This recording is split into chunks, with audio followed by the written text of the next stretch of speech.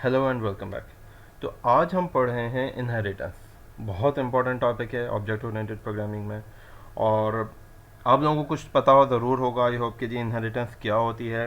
अगर नहीं पता, एक छोटा सा ओवरव्यू मैं देता हूँ और फिर पाइथन की तरफ आ जाता हूँ। अच्छा, होता क्या है इनहेरिटेंस में कि जो हमारी पेरेंट क्लासेस होती हैं, फॉर एग्जांपल ये अगर मेरी पेरेंट क्लास है जिसमें कि कुछ प्राइवेट वेरिएबल हैं, सॉरी प्राइवेट नहीं पब्लिक वेरिएबल हैं, ये मेरी पेरेंट क्लास हो गई और ये मेरी कुछ चाइल्ड क्लासेज हैं। ये एक चाइल्ड क्लास हो गई, ये दूसरी हो गई, ये तीसरी हो गई चाइल्ड क्लास। होगा क्या कि इसके प्राइवेट वेरिएबल्स नहीं, प्राइवेट मेथड्स नहीं, जो भी पब्लिक प्रॉपर्टीज़ होंगी, पब्लिक मेथड्स होंगे, पब्लिक वेरिएबल्स होंगे, ये तमाम चीज़ें ये आपकी तमाम सब क्लासेस में या चाइल्ड क्लासेस में इनहेरिट हो जाएंगी। अच्छा, चाइल्ड क्लास अपनी प्रॉपर्टीज़ भी रखेगा जो उसमें होंगी, प्लस ये तमाम भी रखेगा। अच्छा, अब ये चाइल्ड हो सकता है इसके पास कुछ और एक्स्ट्रा चीज़ें हों along with all these things. अच्छा, इसके अंदर कुछ और फर्दर इसकी अपनी चीज़ें होंगी along with all these things. तो जो पेरेंट के अंदर है वो तो चाइल्ड के पास अवेलेबल हो जाएगा अलॉन्ग विथ उसकी अपनी चीज़ें। ये इस चाइल्ड की अपनी चीज़ें, ठीक है। तो ये दोनों चाइल्ड एक दूसरे के लिए सिबलिंग हो गए, लेकिन इसके पास अगर रेक्टेंगल है और इसके पास ट्राइंगल है तो इसके पास rectangle plus all these things, और इस चाइल्ड के पास triangle plus all these things. तो ये एक छोटा सा रिकैप था इनहेरिटेंस का। क्योंकि ये कोर्स हमारा पाइथन से रिलेटेड है तो इसको हम ओवरऑल पाइथन में ही देखते हैं। अच्छा, अब हम लोग क्लासेस बनाना सीख चुके हैं, हमें पता है क्लास कैसे बनानी है। एक सिंपल सी क्लास है। फॉर एग्जांपल मैं क्लास लिखता हूँ पर्सन, और उसके अंदर एक वेरिएबल ले लेते हैं, पर्सन का कोई नाम है, और लेट सपोज कि बाय डिफ़ॉल्ट मैं उसका नाम ब्लैंक छोड़ रहा हूँ और उसकी कोई एज है, ज़ीरो कर देता है फॉर एग्जांपल। अभी के लिए मैं इसमें और कुछ नहीं कर रहा। अच्छा, एक दूसरी क्लास बनाते हैं, क्लास स्टूडेंट। अब हर स्टूडेंट एक पर्सन ही होता है, ज़ाहिर है एक इंसान है हर स्टूडेंट, हर शागिर्द। तो उसमें वो पर्सन की तो तमाम जो भी प्रॉपर्टीज़ हैं, फॉर एग्जांपल एक आदमी है तो उसका एक फेस है, उसके हाथ हैं, उसके पाँव हैं, उसकी बॉडी वेट है, उसकी हाइट है। तो ज़ाहिर है स्टूडेंट के अंदर ये तमाम प्रॉपर्टीज़ तो हैं ही हैं। अलॉन्ग विथ स्टूडेंट किसी ना किसी ग्रेड से बिलोंग कर रहा है, कोई ना कोई कोर्स पढ़ रहा है, उसके कुछ ग्रेड्स हैं, वो उस स्टूडेंट के अपने हैं। तो अब फर्स्ट ऑफ ऑल मैं ये करता हूँ कि स्टूडेंट को मैं इनहेरिट करने के लिए इसके ब्रैकेट में पैरेंथेसिस में मैं पेरेंट क्लास का नाम लिख दूंगा person. Now this student class inherits from class person. The second thing, अभी के लिए मैं इसमें और कुछ नहीं कर रहा, पास लिख रहा हूँ, दैट्स इट। अब मैंने दो क्लासेस बना ली हैं। अगर आपको पता है, अगर मैं पर्सन क्लास का ऑब्जेक्ट बनाऊंगा, वो आप हमारे इस कोर्स में थ्रू आउट जो अभी तक हमने ट्यूटोरियल्स जिनसे हम गुजरे हैं वो आप देख चुके हैं कि पर्सन क्लास का ऑब्जेक्ट बनाऊंगा तो उसमें नेम और एज दोनों अवेलेबल होंगे। तो मैं डायरेक्टली ऑब्जेक्ट बनाता हूँ स्टूडेंट क्लास का। स्टूडेंट क्लास का ऑब्जेक्ट बना दिया। स्टूडेंट क्लास में बताते खुद कुछ भी नहीं है, ब्लैंक है। अब जब मैं एस के बाद डॉट लगाता हूँ तो मेरे सामने जो अवेलेबल हो रही है लिस्ट एट्रीब्यूट्स की, वो हो रही है एज एंड नेम। अब आप देखें, इसका मतलब ये हुआ कि स्टूडेंट इनहेरिट कर रहा है तमाम प्रॉपर्टीज़ उसकी पर्सन की। अच्छा, अब ये दोनों ही चीज़ें पब्लिक हैं, प्राइवेट मैंने नहीं बनाई हुई। अगर प्राइवेट होती तो ये यहाँ अवेलेबल नहीं होती। इसलिए इस वक्त अभी के लिए मैं इसको ज़्यादा कॉम्प्लिकेट नहीं कर रहा, हमें ये कॉन्सेप्ट समझना है। अब हम ये समझ गए हैं कि जी स्टूडेंट क्लास जब इनहेरिट करेगी पर्सन क्लास को, यानी चाइल्ड क्लास जब पेरेंट क्लास को इनहेरिट करेगी, तो चाइल्ड क्लास जब हम डिक्लेयर कर रहे होंगे, हम उसके ब्रैकेट में पेरेंट क्लास की का नाम दे देंगे। ठीक है, इसके ब्रैकेट में, जैसे स्टूडेंट के ब्रैकेट में हमने पेरेंट का नाम दे दिया, जो भी पेरेंट क्लास होगी वो स्टूडेंट क्लास को यहाँ पे ये उसको इनहेरिट करना शुरू हो जाएगी। अच्छा, अब ये बिल्कुल इसी तरह से कि आप स्टूडेंट डॉट नेम अगर आप यहाँ पे असाइन कर देंगे, फॉर एग्जांपल ज़िया, और एस डॉट एज आप यहाँ पे दे देते हैं, फॉर एग्जांपल चलो थोड़ी कम करके लिख देता हूँ, ठीक है, एज 30। तो क्या होगा कि अब क्या होगा कि आप इसको एस को प्रिंट करेंगे तो देखें है तो ये स्टूडेंट क्लास का ऑब्जेक्ट, ठीक है, मगर एस डॉट नेम ज़िया, जैसे कि वो उसका अपना एट्रीब्यूट हो, हालांकि वो एट्रीब्यूट कॉल कर रहे हैं अपने पेरेंट का। ओके, अब ये आप समझ गए कि स्टूडेंट क्लास तमाम पब्लिक वेरिएबल्स, तमाम उसके पब्लिक फंक्शन, प्रॉपर्टी सब कुछ इनहेरिट करती है चाइल्ड क्लास में। अब हम कुछ इसके साथ फर्दर काम करते हैं। हम ये करके देखते हैं कि स्टूडेंट क्लास में अब पास लिखने की जगह हम ऐसा करते हैं कि इसमें इसका ग्रेड डिफाइन करते हैं कि जी कौन से ग्रेड का स्टूडेंट है। लेट सपोज इसको मैं 0 से इनिशियलाइज कर देता हूँ एंड दैट्स इट। अब अगर मैं स्टूडेंट का ऑब्जेक्ट रिक्रिएट करता हूँ तो अब एस के ऑब्जेक्ट में क्या क्या चीज़ अवेलेबल है, एज, ग्रेड एंड नेम। अब ये बिल्कुल मिक्स होकर आ रहा है, बज़ाहिर आपको पता भी नहीं लगेगा कि जी एज, ग्रेड और नेम में कौन सी चीज़ आपके पेरेंट के क्लास से इनहेरिट हो रही है और कौन सी चाइल्ड की है। फिर दर्ज हो गया, हमें इससे कुछ लेना देना भी नहीं है। हम यहाँ पे इसकी एज डिफाइन करना चाहें तो भी हम बिल्कुल उसी तरह करेंगे जैसे कि नॉर्मली हम करते हैं, और इसके अगर हम ग्रेड डिफाइन करना चाहें कि ये कौन से ग्रेड में इस वक्त पढ़ रहा है तो वो भी हम इसी तरह कर सकते हैं। ठीक है, और बिल्कुल इसी तरह से आप एस डॉट ग्रेड लेंगे तो बिल्कुल आपको ऐसे ही रिप्लाई देगा जैसे कि वो उसकी अपने एट्रीब्यूट्स हैं, हालांकि वो पेरेंट से इनहेरिट हो रहे होते हैं। तो ये हमारा फर्स्ट कॉन्सेप्ट है ऑब्जेक्ट ओरिएंटेशन में, इनहेरिटेंस के अंदर कि जी जब हम किसी भी क्लास को पेरेंट क्लास बनाते हैं तो चाइल्ड क्लास में उसका नाम पैरेंथेसिस में पास ऑन कर देता है। तो इस तरह से वो चाइल्ड क्लास अपने पेरेंट को इनहेरिट कर लेती है और पेरेंट के तमाम एट्रीब्यूट्स, प्रॉपर्टीज़ वगैरह सब कुछ उसके अंदर आ जाता है। अच्छा जी, ये तो अभी तक हमने वेरिएबल बनाया था। अगर हम इसमें कोई मेथड बनाएंगे तो वो भी इसी तरह से आ जाएगा। फॉर एग्ज़ाम्पल एक फंक्शन मैं यहाँ पे राइट कर देता हूँ गेट नेम का, और साथ इसको पास ऑन करते हैं रिटर्न सेल्फ डॉट नेम। दोबारा से अब मैं पर्सन क्लास को, स्टूडेंट क्लास को री इनिशिएट कर देता हूँ एस इक्वल्स टू स्टूडेंट। अच्छा, S dot name once again देना मुझे खुद से पड़ेगा क्योंकि मैंने सेटर नहीं बनाया ज़या, और एस डॉट वेट कर रहा हूँ मैं लिस्ट खुल जाए, लेकिन गेट नेम इज़ अवेलेबल, हालांकि वो है उसका फंक्शन, तो ये रिटर्न कर रहा है। ये अभी तक हमारा कॉन्सेप्ट छोटा सा क्लियर हो गया। अब आपका क्वेश्चन ये होगा कि अगर इसमें कंस्ट्रक्टर मौजूद है पेरेंट क्लास में तो क्या उसका कंस्ट्रक्टर कॉल होगा। अगर कंस्ट्रक्टर मौजूद है चाइल्ड क्लास में तो क्या उसका भी कंस्ट्रक्टर कॉल होगा। दोनों क्लासेस में मौजूद हैं तो किसका कॉल होगा।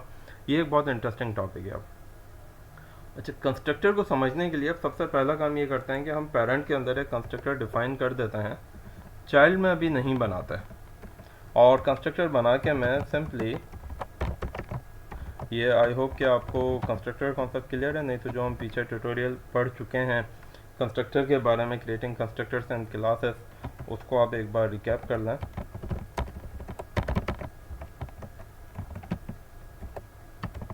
Person class constructor child class में नहीं बनाते अभी के लिए। ये हो गया, चाइल्ड क्लास रिक्रिएट कर दी मैंने। अच्छा, अब ऑब्जेक्ट बनाता हूँ मैं स्टूडेंट क्लास का। मैं पर्सन क्लास का ऑब्जेक्ट बिल्कुल भी नहीं बना रहा क्योंकि उसकी वर्किंग हमने समझी हुई है, हमें पता है कि जी वो तो जैसे काम करता है उसी तरह करेगा। अब मैंने स्टूडेंट क्लास का ऑब्जेक्ट बनाया तो आप देख रहे हैं कि कंस्ट्रक्टर कॉल हुआ है पेरेंट क्लास का, person is the parent class. तो कंस्ट्रक्टर हम कॉल कर रहे हैं पेरेंट का, जबकि ऑब्जेक्ट बन रहा है स्टूडेंट का। अच्छा, अब अगर मैं जानना चाहता हूँ कि ऑब्जेक्ट इन एक्चुअल किस क्लास का बना है, वैसे तो हमारे सामने कोड मौजूद है, तो इसके लिए एक फंक्शन हम यूज़ करते हैं इस इंस्टेंस। ऑब्जेक्ट का नाम पास करते हैं, पर्सन क्लास का नाम पास करते हैं, तो कहता है जी कि हाँ ये तो पर्सन क्लास का इंस्टेंस है। और अब अगर मैं इस इंस्टेंस कॉल करता हूँ एस स्टूडेंट, तो अभी देखें आपके सामने ट्रू आ रहा है। तो यानी इंस्टेंस जो है वो अपना पर्सन का भी पूरा रख रहा है और स्टूडेंट का भी। अच्छा, अब हम एक काम और ये करते हैं फर्दर, वो ये करते हैं कि स्टूडेंट क्लास में भी कंस्ट्रक्टर डिफाइन कर देता है।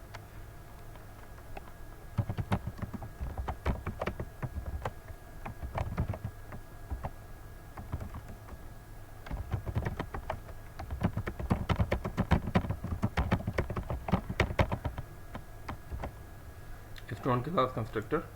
अच्छा, अब क्या होना है कि जब मैं इसको s इक्वल्स टू स्टूडेंट दूंगा तो क्या होगा कि अब पेरेंट का कंस्ट्रक्टर कॉल नहीं हुआ। तो अब अगर आपको ये क्लियर हो गया कि अगर चाइल्ड क्लास में उसका अपना कंस्ट्रक्टर मौजूद है तो उसका कंस्ट्रक्टर कॉल होगा, अगर चाइल्ड में कंस्ट्रक्टर नहीं है तो पेरेंट का कॉल होगा अगर पेरेंट में है तो, ठीक है। और अगर उसमें भी नहीं तो दैट्स ओके, फिर तो जो आपकी डिफ़ॉल्ट फंक्शनैलिटी है वो चलेगी। लेकिन अब इससे ये पता लग गया कि अगर चाइल्ड क्लास में जिस क्लास का आप ऑब्जेक्ट बना रहे हैं पहले प्रायोरिटी उसको मिलनी है, अगर उसमें कंस्ट्रक्टर मौजूद है तो पहले वो कॉल होना है, अगर वो कंस्ट्रक्टर उसमें मौजूद नहीं है तो वो आपके पेरेंट का कंस्ट्रक्टर ढूंढने चला जाएगा जो कि इस वक्त पर्सन क्लास है। एक सिनेरियो और है, you may have a question के how can we call parent class constructor from inside child class constructor. अगर आप चाइल्ड क्लास में कंस्ट्रक्टर मौजूद है और उस वहाँ से आप पेरेंट का भी कॉल करना चाहते हैं, ऑब्वियसली अक्सर ऐसा होता है कि कुछ एट्रीब्यूट्स होते हैं जो हम पेरेंट के इनिशिएट करवाते हैं, तो वो हम कैसे करवाएंगे। तो उसके लिए हमारे पास क्या कोड अवेलेबल होता है कि हम चाइल्ड क्लास के कंस्ट्रक्टर में हम क्या करेंगे, सुपर डॉट डबल अंडरस्कोर एनएट, इस तरह से हम पहले पेरेंट का कंस्ट्रक्टर कॉल कराएंगे चाइल्ड में से, फिर उसका खुद का कॉल हो जाएगा। अच्छा, ये लाइन मैं पहले दे रहा हूँ यहाँ पे ताकि मैं अगर ये चाहता हूँ कि जैसे ही चाइल्ड क्लास का कंस्ट्रक्टर कॉल हो तो पहले उसके पेरेंट का कॉल हो जाए और बाद में वो अपना कोड जो भी चाइल्ड के अंदर लिखा है वो एग्जीक्यूट हो, तो अब उसी सीक्वेंस में ये काम होगा।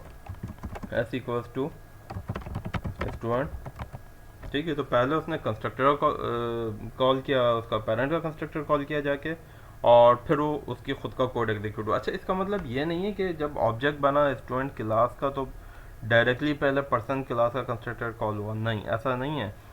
कंस्ट्रक्टर स्टूडेंट का क्योंकि खुद का लिखा हुआ था, कॉल वही हुआ है, स्टूडेंट का ही कॉल हुआ है, लेकिन उसके अंदर हमने एक्सप्लिसिटली कोड किया है, खुद से कोड किया है कि जाओ पहले सुपर क्लास का इनइट कॉल करो जाके।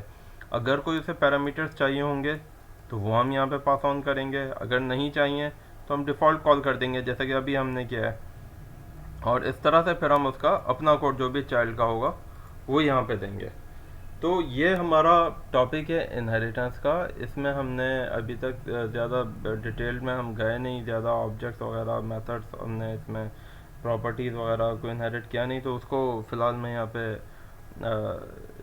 इतना डीप में नहीं जाता, मैं इसको सिंपल रखता हूँ इस वाले ट्यूटोरियल के लिए। और बस अभी इस ट्यूटोरियल में हम इसको यहाँ तक समझते हैं कि जी चाइल्ड क्लास बनाने के लिए हम क्या मैकेनिज्म फॉलो करते हैं। पैरेंथेसिस में पेरेंट क्लास का नाम दे देते हैं, नंबर 1। नंबर 2, पेरेंट के तमाम पब्लिक वेरिएबल्स चाइल्ड में इनहेरिट हो जाते हैं। नंबर 3, अगर चाइल्ड में अपना कंस्ट्रक्टर मौजूद है तो वो कॉल होगा, अदरवाइज पेरेंट क्लास का कंस्ट्रक्टर मौजूद है तो वो कॉल होगा। अगर चाइल्ड में मौजूद है तो चाइल्ड का ही कॉल होगा, पेरेंट का कंस्ट्रक्टर कॉल नहीं होगा। पेरेंट क्लास का कंस्ट्रक्टर कॉल करने के लिए आपको एक्सप्लिसिटली खुद से कोड करना पड़ेगा चाइल्ड क्लास के कंस्ट्रक्टर में। अच्छा, अब आप ये उस पॉइंट पर करेंगे जहां आप चाहते हैं कि इसके अंदर आप वैल्यूज पास ऑन करें। अब हम ज़रा इसको एक फाइनल एग्जांपल इसकी ये करते हैं कि पर्सन को हम ओवरराइड देते हैं और पर्सन के अंदर इसके कंस्ट्रक्टर में हम इसका name and age pass on करवा देते हैं, ताकि अब ये हमारी एक फाइनल एग्जांपल यहाँ पे बन जाएगी कि self dot name equal to name and self dot age equal to age. ठीक है, ये सेल्फ डॉट एज अपने इस एज को रेफ़र करेगी, जबकि ये एज इस लोकल एज को रेफ़र करेगी क्योंकि इसके साथ सेल्फ का कीवर्ड नहीं लगा हुआ। अच्छा जी, ये मेरी क्लास हो गई कंप्लीट। अब हम आ जाते हैं यहाँ पे, ये कंस्ट्रक्टर इसका 3 आर्गूमेंट्स लेगा अब पर्सन का, नेम एज ग्रेड, क्योंकि अब वो स्टूडेंट है तो स्टूडेंट को ज़ाहिर है हमने कोई ना कोई ग्रेड भी असाइन करना है। अच्छा, यहाँ हम इसमें नेम कॉमा एज आगे पास ऑन कर देते हैं और ख़ुद अपना ग्रेड ही है, self dot grade equal to grade यहाँ से ले लेते हैं।